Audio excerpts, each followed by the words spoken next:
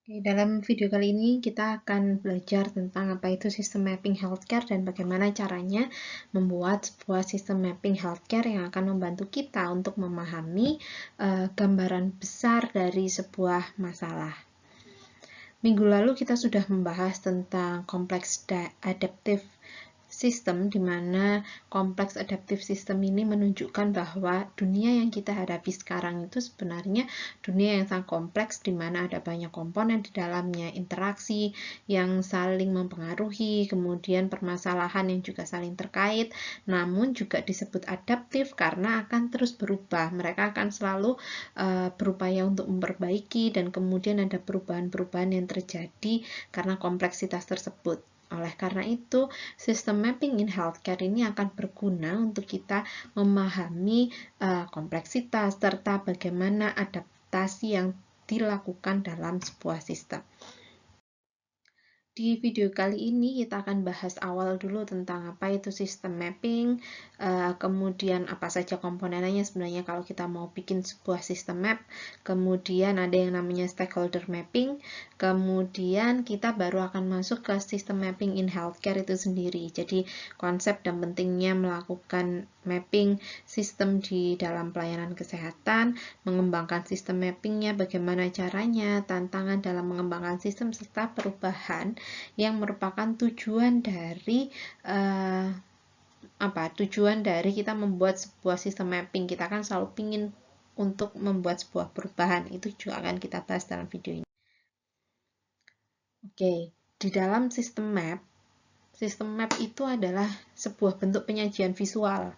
Jadi namanya saja map, pasti kita akan membayangkan ada peta besar begitu ya. Begitu pula dalam sistem map yang akan digunakan dalam pelayanan kesehatan untuk memahami kompleksitas tadi. Jadi akan berupa penyajian visual dan ilustrasi dari komponen-komponen utama dari sebuah sistem, kemudian batasan atau boundaries yang dimiliki dari sistem tersebut, serta unsur lingkungan di mana sebuah sistem tadi berada.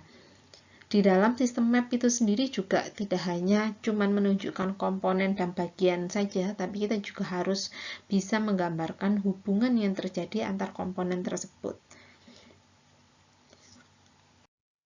Komponen dalam sistem map sendiri itu paling tidak kita harus tahu ya, ada yang namanya aktor atau pelaku dari yang ada dalam sebuah sistem. Misalnya kalau kita lihat di gambar ini adalah kalau kita itu membuat sistem map dari kehidupan kita saat ini gitu kan, kita yang di tengah itu aktornya gitu. Selain kita di dalam kehidupan kita sebenarnya ada banyak aktor yang lainnya gitu ya. Kita punya teman, kita punya keluarga, kita punya orang-orang di sekolah, komunitas begitu ya. Itu yang disebut sebagai aktor. Ada banyak orang yang terlibat di situ. Kemudian ada juga yang namanya proses. Jadi kita melakukan segala sesuatu di situ pasti akan ada proses yang terlibat. Nggak mungkin stuck hanya pada posisi itu saja gitu ya. Pasti akan ada proses-proses yang kita lalui. Saat melakukan proses tadi pasti akan ada tantangan. Nggak mungkin tidak ada hal baru yang akan membuat kita untuk berbuat memberikan sebuah respon begitu. Pasti akan ada tantangan di situ. Kemudian ada namanya stakeholders atau pemangku kepentingan. Pemangku kepentingan ini sebenarnya mirip dengan aktor, tapi kalau aktor itu lebih mengikat atau lebih utamanya begitu siapa begitu ya. Tapi kalau stakeholder itu akan lebih luas karena yang terlibat di dalam proses memang aktornya, tapi yang terkait dengan proses tadi pemangku kepentingannya ada banyak gitu ya. Kemudian ada juga pasti ngomongin ada masyarakat umum karena kita pasti juga akan terlibat dengan banyak orang. Kemudian ada namanya feedback loops. Feedback loops itu karena tadi ada hubungan saling mempengaruhi, pasti akan ada feedback yang di situ. Jadi ingat kalau kita menggambar sebuah sistem kan ada input, proses, output, kemudian pasti dihubungkan dengan namanya feedback. Jadi pasti juga akan ada feedback loops dan juga interaksi yang ada di dalam sebuah sistemnya. Ini yang disebut dengan stakeholder mapping gitu ya. Karena kita paham sekali bahwa di dalam kehidupan yang kompleks tadi itu ada banyak aktor yang terlibat, ada banyak stakeholder juga yang terlibat. Oleh karena itu, di dalam membuat sebuah sistem map pasti tidak akan lepas dengan menyusun yang namanya stakeholder mapping. Kita harus tahu dulu sebenarnya siapa stakeholder yang ada di dalam permasalahan tersebut begitu ya. Kemudian kita menggambarkan hubungan dari setiap stakeholder tadi seperti apa. Di gambar yang ada di dalam slide ini kita bisa lihat ini adalah stakeholder mapping untuk pelayanan untuk program jaminan kesehatan nasional. Kalau kita selalu berpikir bahwa jaminan kesehatan nasional aktor utamanya adalah BPJS Kesehatan gitu ya. Pasti ngomongin JKN pasti nyambungnya adalah BPJS Kesehatan. Tapi ternyata di BPJS Kesehatan itu nggak berperan sendiri di situ. Ada banyak stakeholder yang terkait dengan pelayanan atau program jaminan kesehatan nasional ini. Misalnya kalau di sini kita bisa lihat hubungan-hubungannya dia begitu ya. BPJS Kesehatan ternyata juga harus ngomongin kita juga harus ingat tentang pemberi pelayanan kesehatan atau fasilitas kesehatan. BPJS Kesehatan harus juga bertanggung jawab kepada Presiden untuk program JKN-nya tadi. Kemudian BPJS Kesehatan itu juga pasti akan terkait juga dengan pemerintah daerah karena mayoritas fasilitas kesehatan adalah pemilik pemerintah daerah. Belum lagi saat ngomongin kepesertaan, pesertanya adalah orang-orang yang juga sebagian besar dibiayai oleh pemerintah daerah. Nanti kalau ngomongin tentang permasalahan kepesertaan misalnya, ternyata juga akan terkait dengan sistem pemerintahan yang lainnya. Bahwa kalau kepesertaan yang masyarakat miskin, kita pasti ngomongnya tentang dinas sosial, di mana departemen dinas sosial atau departemen kementerian sosial itu pasti akan juga menentukan siapa saja orang yang berhak mendapatkan bantuan sosial, yang kemudian harusnya dibiayai oleh Kementerian Keuangan. Jadi ada sangat banyak aktor yang terlibat, stakeholdernya ada banyak, dan kepentingan-kepentingan mereka berbeda-beda. Oleh karena itu sangat penting untuk membuat stakeholder mapping pada langkah awal kita untuk melakukan berpikir sistem terhadap sebuah permasalahan. Selain menentukan aktornya siapa saja, stakeholdernya siapa saja, di dalam stakeholder mapping kita juga harusnya bisa menjelaskan tentang hubungan yang terjadi antar stakeholder tadi. Kalau Anda lihat di dalam gambar ini juga itu ada fasilitas kesehatan ke BPJS Kesehatan, itu ada sebuah hubungan kontrak begitu ya sifatnya. BPJS Kesehatan melakukan kontrak dengan fasilitas kesehatan yang sudah dikontrak akan memberikan pelayanan kepada peserta BPJS Kesehatan. Nanti fasilitas kesehatan akan akan mendapatkan kompensasi dari BPJS Kesehatan, dan itu sebenarnya hubungan yang seperti itu akan sangat tergantung dengan stakeholder siapa yang terlibat di dalam hubungannya akan berbeda-beda tergantung stakeholdernya siapa begitu ya. Di dalam stakeholder mapping kita juga harus paham tentang konsep tadi. Jadi selain tahu aktor dan stakeholdernya, kita juga harus tahu hubungannya akan seperti apa.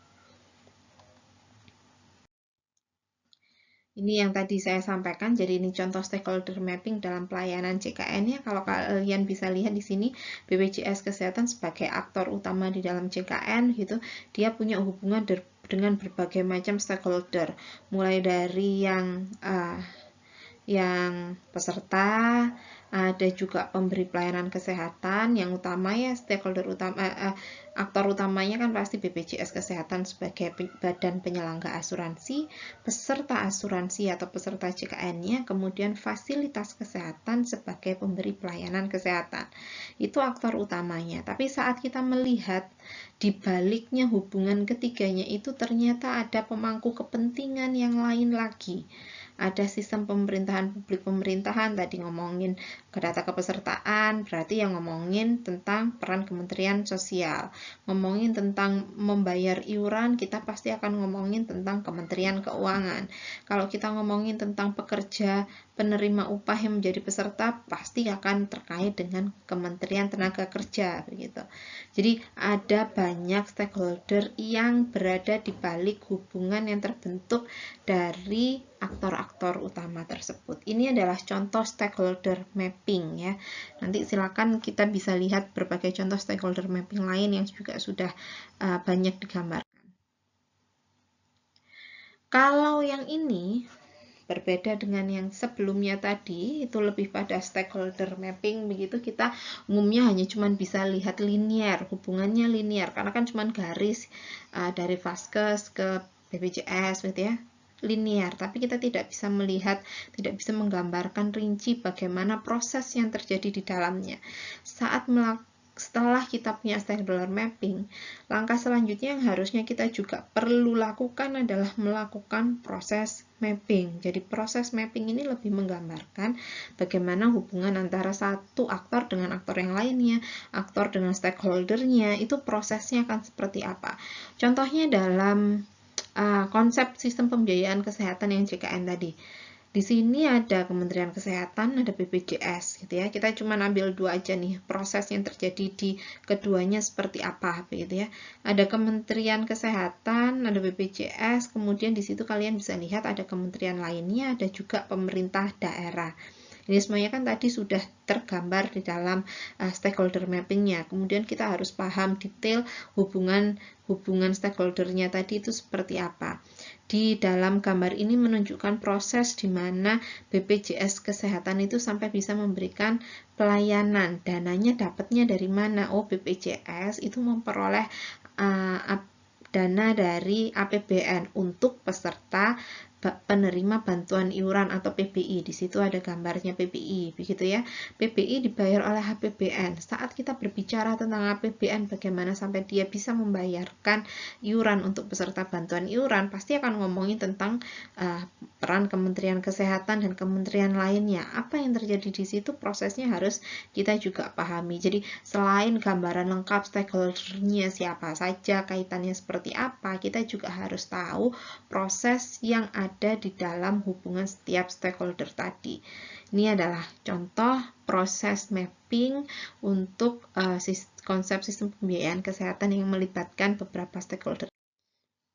Nah, sekarang apa sih gunanya kita membuat, kenapa kok kita itu perlu membuat healthcare system mapping? Tadi ya, itu tadi kalau healthcare system mapping ya sebenarnya sistem mapping yang ada di dalam pelayanan kesehatan.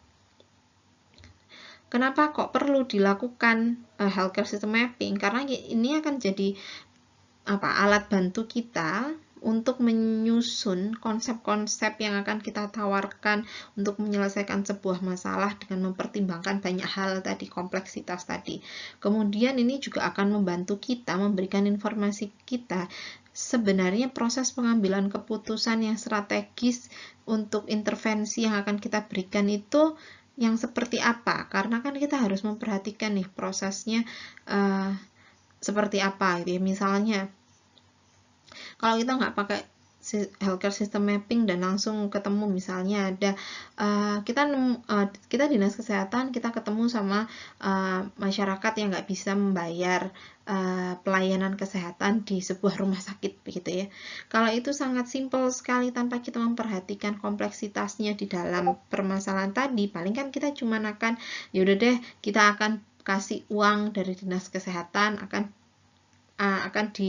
dibayar begitu ya, karena kan tadi permasalahannya dia nggak punya uang, berarti kan simpelnya ya udah dikasih uang gitu. Tapi kan tidak sesimpel itu, karena untuk membiayai seorang yang yang layak disebut sebagai penerima bantuan sosial, itu pasti akan ada banyak yang terkait gitu. Apakah orang tadi sudah punya sudah terdeteksi sebagai penduduk daerah mana gitu, karena dinas akan tergantung dari cakupannya begitu ya. Orang tadi kan pemberi bantuan iuran kan dibayarkan oleh pemerintah daerahnya, jadi kita harus tahu dulu orang ini penduduk daerah mana. Kemudian kalau sudah itu, apakah dia sudah terdaftar di dinas sosial, eligible untuk menerima atau tidak. Kalau eligible, kemudian dilanjutin lagi, apakah itu ada dana untuk memberikan bantuan tadi, bagaimana mekanismenya. Jadi tidak sesimpel kalau kita masalahnya A kemudian diintervensi dengan A gitu, karena kita akan punya banyak hal di dalam sebuah sistem kesehatan itu yang saling terkait dan punya batasan-batasan tadi. Itu yang tadi kan kita sampaikan ya, di dalam sistem mapping itu ada komponen, ada batasan juga. Jadi batasan-batasan itu juga harus diperhatikan. Kemudian healthcare system mapping itu ternyata juga akan membantu kita menyederhanakan kompleksitas berpikir agar lebih mudah memahami masalah. Kalau kita mikir tentang sebuah masalah, kalau kita dipikir aja gitu ya, tanpa dibuatkan visualisasinya, biasanya kemungkinan pasti akan ada yang terlewat, kemudian walaupun kita sudah paham, oh ini kaitannya ini gitu ya, ada banyak hal. Tapi kalau tidak digambarkan, itu juga tidak akan memudahkan kita berpikir bahwa bagian mana akan terkait dengan yang mana. Jadi visualisasi yang ditawarkan dalam sistem mapping akan membantu kita menyederhanakan pemikiran kita yang sangat kompleks, yang sangat acak begitu ya, untuk menjadi lebih tersistematis dan mudah dipahami. Manfaatnya ada banyak begitu ya. Pertama, pasti akan memahami kompleksitas masalah. Kemudian tadi mengidentifikasi siapa saja komponen, interaksinya, timbal baliknya seperti apa, tadi kita sudah bahas. Kemudian mempermudah komunikasi kompleksitas dalam sistem, karena kalau kita sudah tahu stakeholdernya siapa, kemudian perannya apa, hubungan timbal baliknya seperti apa, kita akan lebih mudah untuk mengkomunikasikan strategi yang kita tawarkan ataupun uraian permasalahan yang sudah kita temukan begitu.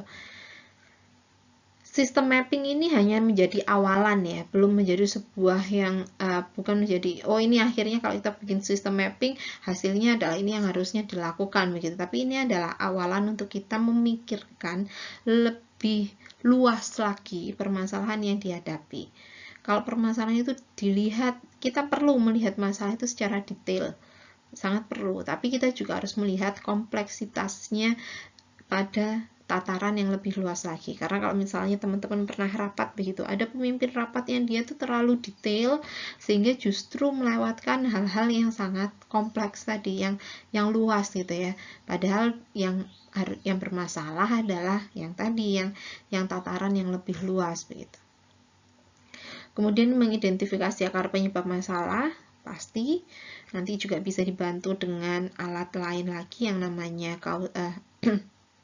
fishbone diagram. Kita juga akan tahu aktornya, karena kita tahu aktornya siapa, kita bisa ngukur interest, power, dan influence-nya mereka terhadap permasalahan tadi. Kita juga bisa memprediksi nih jalurnya, kalau mau menyelesaikan masalah ini saya harus lewat mana dulu gitu, karena kita udah punya mapping yang jelas, kita tahu setiap aktor punya kepentingan yang lain-lain gitu ya, kita bisa lewat jalur mana, kita bisa lebih memahami tadi. Kemudian memahami feedback loops, sudah kita tadi udah jelasin. Jadi itu feedback loops adalah tadi ya, setiap komponen itu pasti akan memberikan feedback hubungan timbal balik dari satu komponen ke komponen lainnya. Lalu gimana caranya melakukan menyusun healthcare system map-nya? Yang pertama, tentuin dulu masalahnya apa yang mau dianalisis, tujuannya melakukan analisis ini apa. Kalau sudah, karena kalau kita sebuah masalah cuman kita pikirin sendiri, kita nggak bisa mengkomodir yang lebih banyak, pemikiran lebih banyak, umumnya pasti akan meminta berbagai macam pendapat orang untuk bisa memberikan perspektif mereka begitu. Nanti kita di causal loop diagram kita juga akan belajar yang namanya rich picture gitu ya. Setiap orang itu pasti akan punya mental model yang berbeda-beda. Mental model itu apa? Mental model itu cara pandang kita melihat sebuah masalah itu pasti akan berbeda-beda. Karena kita punya latar belakang, karakteristik, budaya ataupun segala macam begitu ya, yang ada di dalam diri kita itu beda, pasti akan membuat perspektif seseorang melihat sesuatu yang sama itu kemungkinan besar akan berbeda. Jadi mengumpulkan orang-orang di sini akan membantu kita untuk punya perspektif yang lebih luas tentang permasalahan tadi. Oke, kemudian nomor 3 ini lebih pada teknis ya. Kalau kita sudah tahu perspektif orang banyak, kita bisa gambarkan dia menjadi sebuah bentuk visualisasi sistem map. Yang manual, ya paling gampang kita gambar aja gitu ya di flip chart, gambarnya seperti apa. Tapi juga ada banyak tools atau software sistem mapping yang sudah kita bisa pakai begitu. Kemudian kalau sudah kita gambarin, kita akan brainstorming, bener nggak ini, kenapa kok begini. Itu juga proses diskusi juga perlu ada di dalam melakukan sistem mapping tadi. Kalau sudah, kita baru bisa putusin, oh bener nggak yang ini harusnya, komponen ini harusnya masuk ke dalam sistem mapping kita. Interaksinya seperti apa, itu yang disebut membuat keputusan dari brainstormingnya tadi. Hubungan antar komponen divalidasi, yaitu sama ya sebenarnya kayak buat keputusan tadi. Kemudian yang penting juga kita harus fleksibel dan terbuka saat kita melakukan sistem mapping tadi, karena setiap orang punya perspektif yang berbeda. Jangan ada yang lebih dominan di situ, karena akan menghambat rich picture yang menggambarkan lebih banyak hubungan.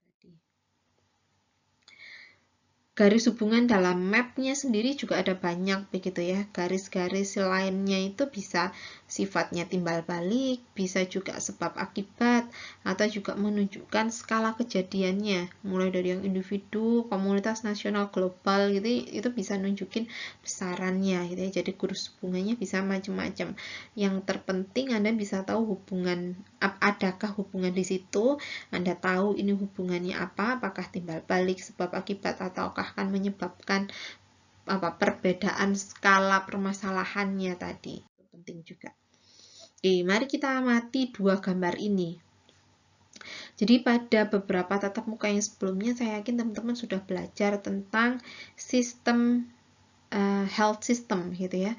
Kemudian menurut WHO ada namanya 6 building blocks of health system.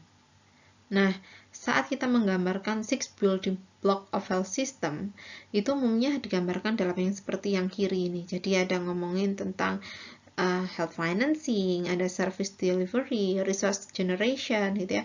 Tujuannya adalah untuk memberikan, tujuan utamanya, goals utamanya adalah meningkatkan proteksi finansial kepada orang-orang, kepada masyarakat, meningkatkan derajat kesehatan, responsiveness begitu ya. Di intermediate-nya ada efisiensi, quality, akses begitu. Itu yang menunjukkan 6 building block-nya. Lalu kalau kita perhatikan, kita di gambar yang satu ini yang kiri, kita cuma akan bisa lihat bahwa oh di dalam, kalau saya mau menguatkan sebuah sistem kesehatan, yang harusnya saya pikirkan adalah 6 pilar utama tadi, mulai dari health financing, human resource, leadership gitu ya.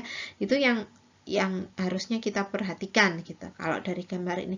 Tapi sebenarnya kita harus juga berpikir siapa saja stakeholder yang terkait di dalam setiap 6 building block tadi. Kalau cuma gambar yang satu ini aja, kita cuma tahu oh ada 6 itu intermediate outcome sama outcome-nya seperti ini gitu. Itu saja gitu. Tapi kita nggak bisa tahu sebenarnya apa yang terjadi di dalam sistem tadi gitu.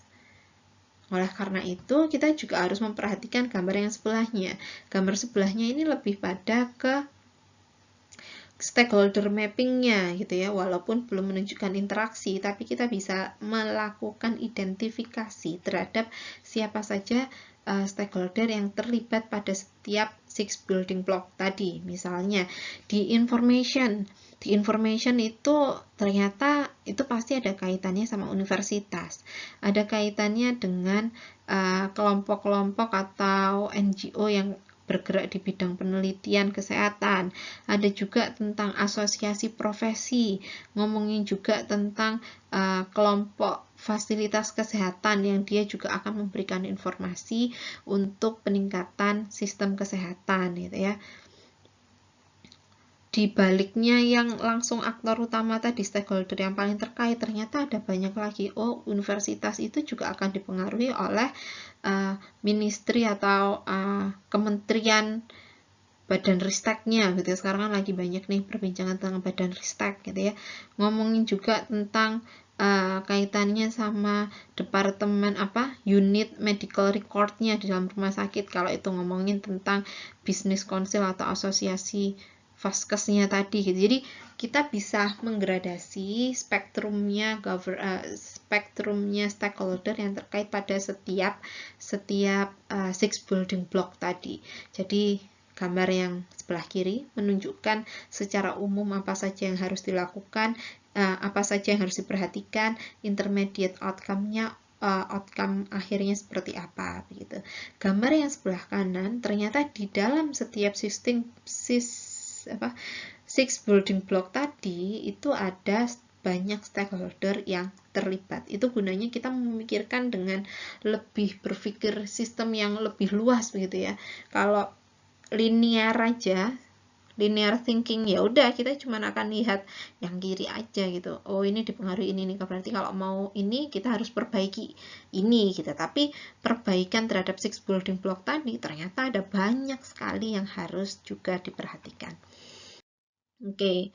Nah, kedua hal tadi kalau kita perhatikan itu kan dia cuma menunjukkan masih linear ya sebenarnya ya. Yang satu ngomongin tadi outcome, yang satunya ngomongin tentang stakeholdernya siapa saja. Kita bisa menggambarkan sistem dynamic framework-nya. Sistem dynamic framework itu kita sudah melihat interaksinya. Oh, misalnya kalau kita ngomongin tentang populasi orang masyarakat yang kita mau layani, pasti itu ada kaitannya dengan pelayanan kesehatannya. Ngomongin pelayanan kesehatan, pasti akan kaitannya dengan sumber daya yang dimiliki di situ. Begitu. Jadi dinamikanya kita juga bisa lihat kita gambarkan menjadi sebuah sistem dynamic framework ini. Jadi dengan ini kita bisa lebih tahu keterikatannya akan seperti apa. Oke. Lalu apa susahnya bikin sistem mapping? Ada banyak sebenarnya kesusahannya. Yang pertama adalah kesulitan untuk kita mengidentifikasi sebenarnya stakeholdernya siapa aja, kemudian perspektif mereka dalam permasalahan ini atau peran mereka itu apa gitu. Itu yang susah gitu ya, karena kan kalau kita tidak terlibat langsung di dalam sistem, kita tidak akan mudah untuk menentukan oh ini kaitannya sama orang ini, stakeholder ini, organisasi ini, kalau organisasi ini dia bagiannya harusnya ini gitu. Itu kan nggak mungkin kita bisa tahu kalau kita tidak terlibat di dalam sebuah sistem. Kalau kita berada di luar sistem, yang kita bisa dapatkan adalah lebih banyak membaca, lebih banyak mengumpulkan data-data primer. Itu yang ada di kesulitan yang pertama. Kalau kita melakukan brainstorming, karena tadi kita tahu bahwa kalau sistem mapping itu mengumpulkan perspektif banyak orang, pasti akan brainstorming ya. Kita tahu sendiri, kita sering melakukan brainstorming, pasti akan butuh waktu, kemudian belum lagi setiap orang belum aktif atau belum terbuka terhadap apa yang mau dia sampaikan gitu ya. Itu juga menjadi kendala dalam melakukan sistem mappingnya. Kalau kelompok brainstormingnya tidak aktif, tidak produktif ya, jatuh-jatuhnya sistem map yang dihasilkan itu ya cuma mewakili perspektif yang dominan dari anggota yang paling sering ngomong. Kemudian kita juga kurang informasi tentang ketidakjelasan batasan yang dimiliki setiap komponen. Tadinya misalnya komponen stakeholder, kita nggak tahu batasan mereka apa gitu kalau kita tidak terlibat langsung atau tidak menyelami peran mereka di dalam sistem tadi. Dan terakhir adalah mencapai kata sepakat, karena tadi kita punya mental model yang beda-beda, pasti orang akan cenderung untuk menyampaikan pendapat mereka semua begitu ya, dengan konsep yang beda-beda. Dan mencapai kata sepakat itu berarti kita harus menyatukan mental model orang yang beda-beda tadi, dan itu cukup susah. Yang ini tools of healthcare system mapping ini sebenarnya adalah bentuk atau alat visualisasi yang sering kita pakai gitu ya, sering banyak digunakan untuk melakukan sistem mapping, mulai dari proses mesh sampai sistem dynamic model gitu ya, ada banyak. Tapi nanti untuk selanjutnya kita akan lebih banyak belajar tentang yang causal loop diagram, karena yang lainnya juga penting juga, tapi mungkin teman-teman yang paling sering dipakai di kesehatan yang causal loop diagram gitu ya. Kita lihat contoh-contohnya. Yang A ini adalah proses mapping. Proses mapping itu menggambarkan proses yang terjadi dalam sistem. Oh, habis aktivitas 1, aktivitas keduanya apa, aktivitas ketiganya apa, itu menunjukkan proses. Kita bisa gambarkan visualisasi dalam bentuk yang seperti ini.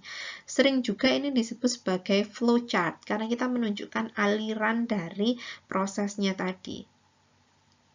Kemudian yang B ini adalah agent based modeling. Agent based modeling itu nunjukin tentang